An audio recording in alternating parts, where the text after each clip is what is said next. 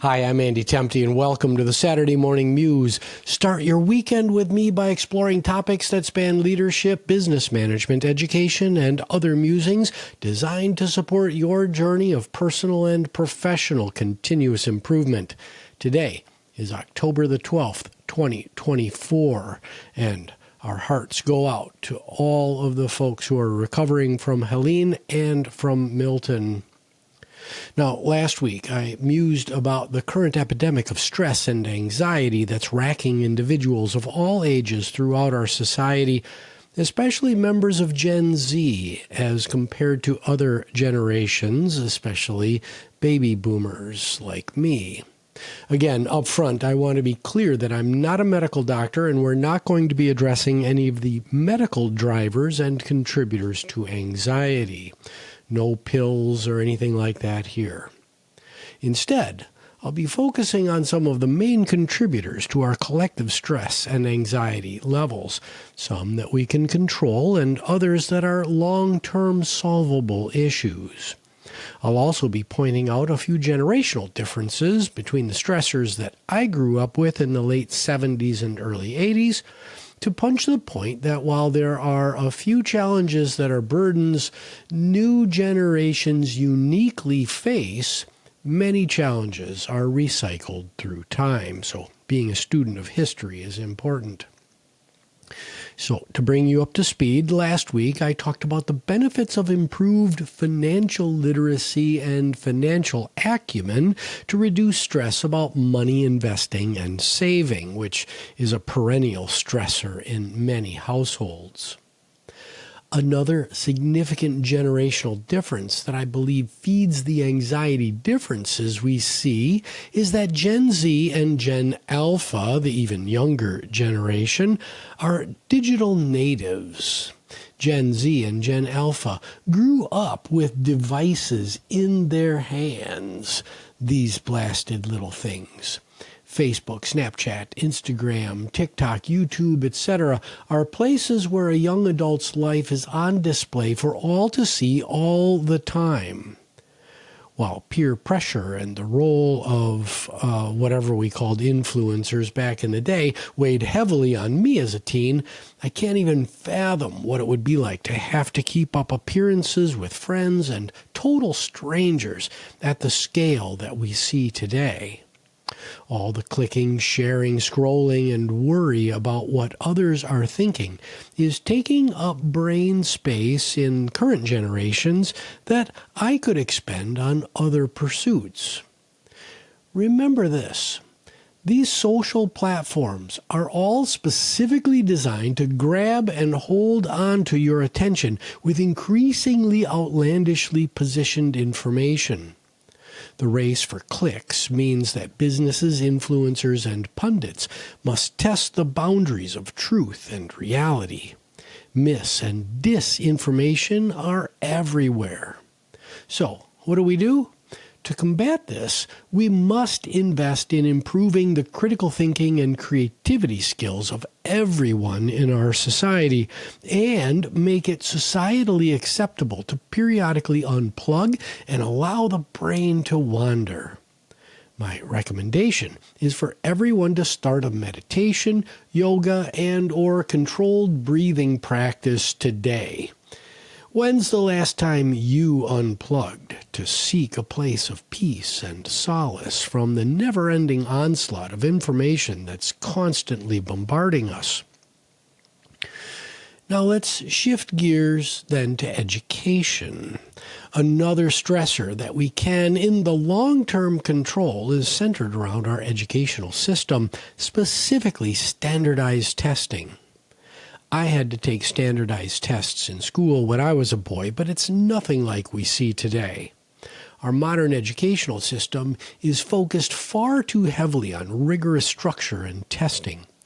All the testing that students have to undergo at all levels of the educational system leaves less room for a broader, more well-rounded education that includes the arts, music, and literature. Unfortunately, the The race for test scores to secure maximum state educational funding is fueling declining investment in liberal arts and other creative pursuits that can help future workforce participants deal with the unrelenting change they will experience throughout their lives.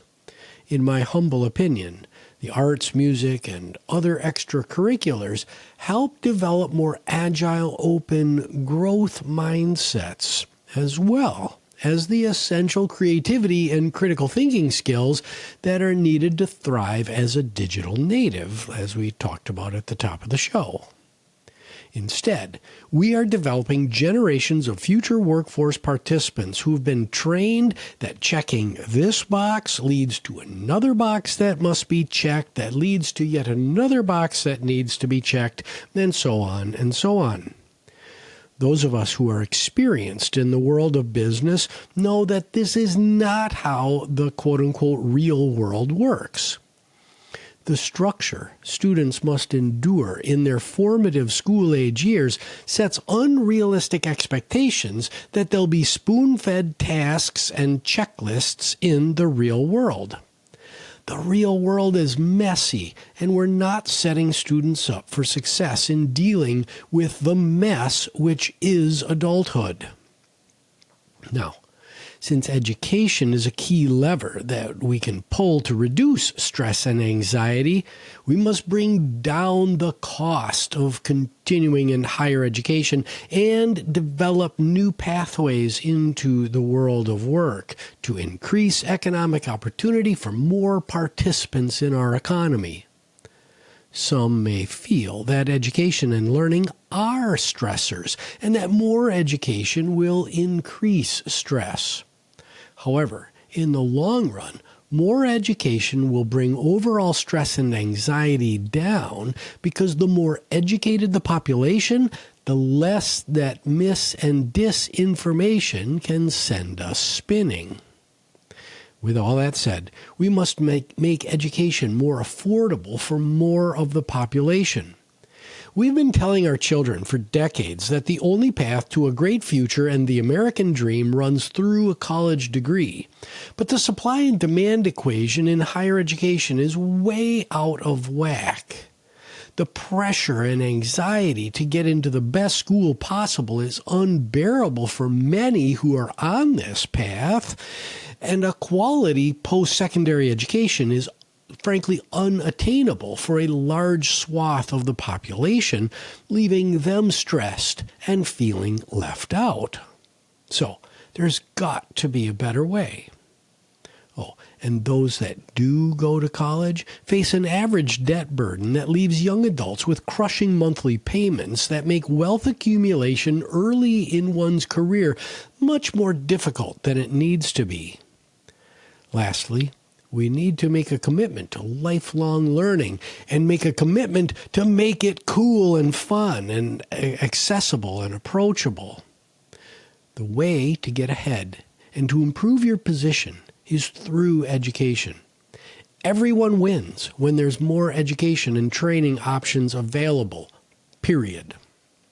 Now, next week, we're going to continue the conversation about our current epidemic of stress and anxiety with our third and final episode on the subject. But just like last week, I can't put enough focus on the value of education and good decision-making that's accompanied by a lifelong learning mindset as ways to reduce stress and anxiety. Yes, if you engage with education, you are purposefully making yourself uncomfortable so that you can learn and grow and have less stress and anxiety in the future. So my whole shtick is a balancing act. It is a balancing act. Too many in our society are on autopilot, going through the motions of life. Life is happening to them.